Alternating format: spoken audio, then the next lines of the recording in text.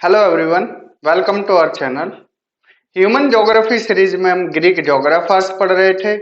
Greek geographers में हमने Homer, Thales, Anaximander, Hecataeus, Herodotus and previous video में हमने प्लेटो के बारे में पढ़ा था। आज के वीडियो में हम पढ़ेंगे अरिस्टोटल यानी अरस्तु के बारे में कि अरस्तु का ज्योग्राफी में क्या कंट्रीब्यूशन रहा है, अरस्तु ने कौन सी बुक लिखी और अरस्तु ने क्या क्या कॉन्सेप्ट दिए रिलेटेड टू ज्योग्राफी। अगर बात की जाए अरस्तु की तो उनका जन्म 384 बीसी में हुआ और उनकी डेथ कब हुई? 322 बीसी में। जैसा कि हमने प्रीवियस वीडियो में देखा था कि जो सोक्रेट्स थे उनके शिष्य कौन रहे? प्लेटो रहे। और प्लेटो के शिष्य रहे कौन? अरिस्टोटल यानी कि अरस्तु। तो अरस्तु के गुरु कौन थे? प्लेटो थे। और उनके शिष्य का नाम क्या था? अलेक्जेंडर, जो कि हम नेक्स्ट वीडियो में पढ़ेंगे कि अलेक्जेंडर ने कैसे दुनिया को जीता था और कहां तक वो अपना विजयी रथ लेकर गए थे। तो आज के वीडियो में हालांकि हम अरिस्टोटल के बारे में जानेंगे। तो अरिस्टोटल जिन्होंने अपने ज्ञान को बढ़ाने के लिए एक अकेडमी खोली थी कि कैसे ज्ञान को फैलाया जाए, तो उस अकेडमी का नाम उन्होंने लाइसियम दिया। ये कुछ फैक्चुअल टर्म्स है, इनको ध्यान रखना है कि अकेडमी का नाम क्या था? लाइसियम था। और उन्होंने एक बुक लिखी थी, उस बुक का नाम था मेट्रोलॉजी का। उसमें उन्होंने एस्ट्रोनॉमी वगैरह के बारे में भी बताया था।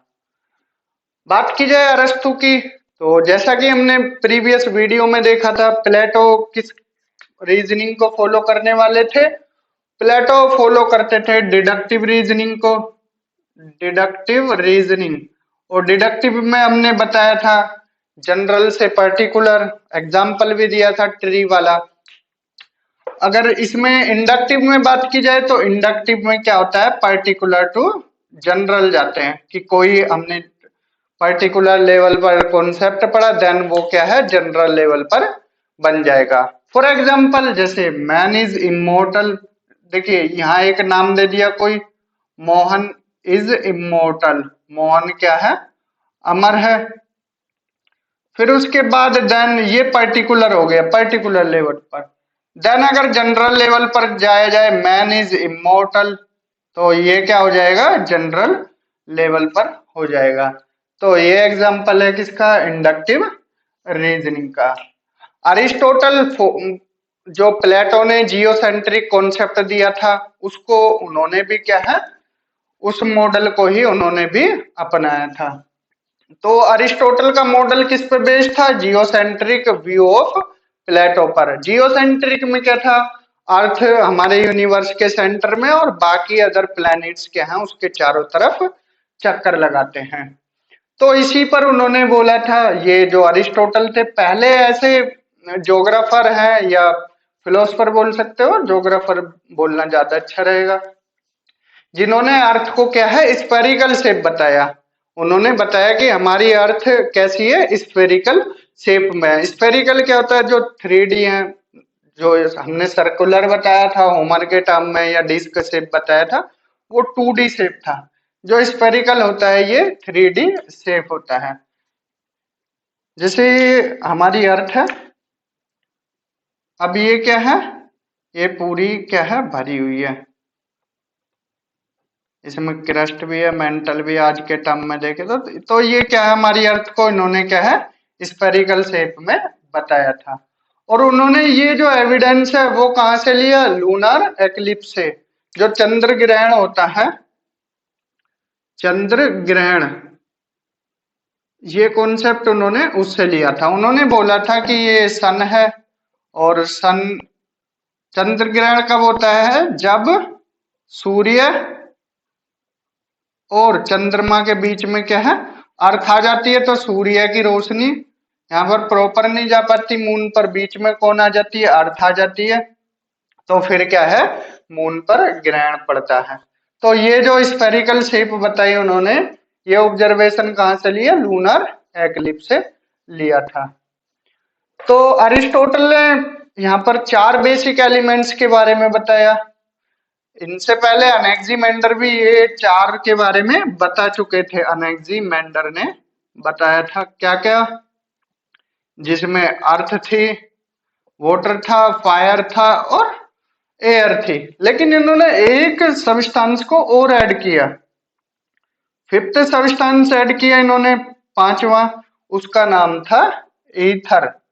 और ईथर कहाँ पाया जाता है? ये अर्थ पे तो पाया नहीं जाता। उन्होंने बताया कि ये अर्थ पर ना पाया जाता, कहाँ पाया जाता है? जो हमारी सेलेस्टियल बॉडीज हैं, चाहे वो बाकी प्लैनेट हो या फिर हमारा उस ये कोमेट्स हो, मेटेरॉइड्स हो, ये किससे बने हुए हैं? ईथर से बने हुए हैं। ये किसने बताया?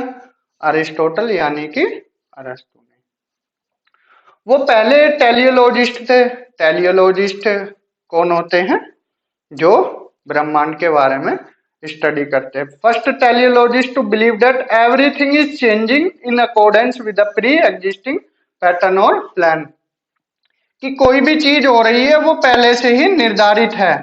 यहाँ पर उन्होंने पूर्व निर्धारण के बारे में बताया था कि कोई भी चीज हो रही है वो क्या है, पहले से ही निर्धारित होती है कि आज ये होने वाला है, मेरा रिजल्ट पास होने वाला है, तो ये चीजें पहले से ही निर्धारित होती हैं कि आपकी 2 साल में जॉब लगेगी। तो उन्होंने इस तरह से बताया, first teleologist to believe that everything is changing in accordance with the pre existing pattern और प्लान, कि कोई भी चीज बदल रही है वो क्या है?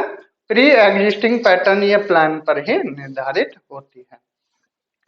देन अरिस्टोटल ने एक्सप्लेन किया क्या क्या, कि जो लैंड का एक्सपेंशन है वो कहाँ तक हो रहा है? सैलो सी तक हो रहा है। जो लैंड है वो उसका एक्सपेंशन हो रहा है यहाँ पर सैलो सी तक। देन इसके बाद उन्होंने डेल्टा का फॉर्मेशन के बारे में भी बताया कि डेल्टा का फॉर्मेशन कैसे होता है। उन्होंने यहाँ पर टाइड्स के बारे में भी पढ़ा, जो ज्वार आती हैं उन सब के बारे में पढ़ा। तो ये था ऑल ओवर अरस्तु के बारे में। एक क्विक रिवीजन करा देते हैं। अरस्तु का जन्म 384 बीसी में हुआ और डेथ 322 बीसी में। उनके गुरु थे प्लेटो और उनके शिष्य थे अलेक्जेंडर। फॉलो करते थे इंडक्टिव रीजनिंग को। अरिस्टोटल का मॉडल बेस्ड था जियोसेंट्रिक व्यू प्लेटो पर।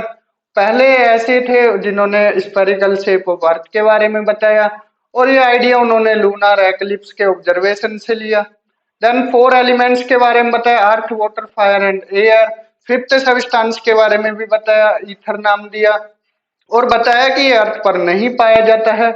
और ये कहाँ पाया जाता है? वो ये मटेरियल होता है जिससे सेलेस्टियल बॉडी बनी हुई होती है। फर्स्ट टेलियोलॉजिस्ट थे जिन्होंने बताया कि everything is changing in accordance with the pre existing pattern और प्लान। और उन्होंने यहाँ पर एक्सप्लेन करने की कोशिश की सैलो, ये जो लैंड का एक्सपेंशन हो रहा है सैलो सी में उसके बारे में, डेल्टा के फॉर्मेशन के बारे में और टाइड्स के बारे में। This is all about Aristotle. Next video में हम जानेंगे अलेक्जेंडर के बारे में कि अलेक्जेंडर ने ज्योग्राफी में क्या कंट्रीब्यूशन दिया। तो इस वीडियो में इतना ही। वीडियो अच्छा लगा है ज्यादा से ज्यादा शेयर कीजिए, चैनल को सब्सक्राइब कीजिए। Thank you.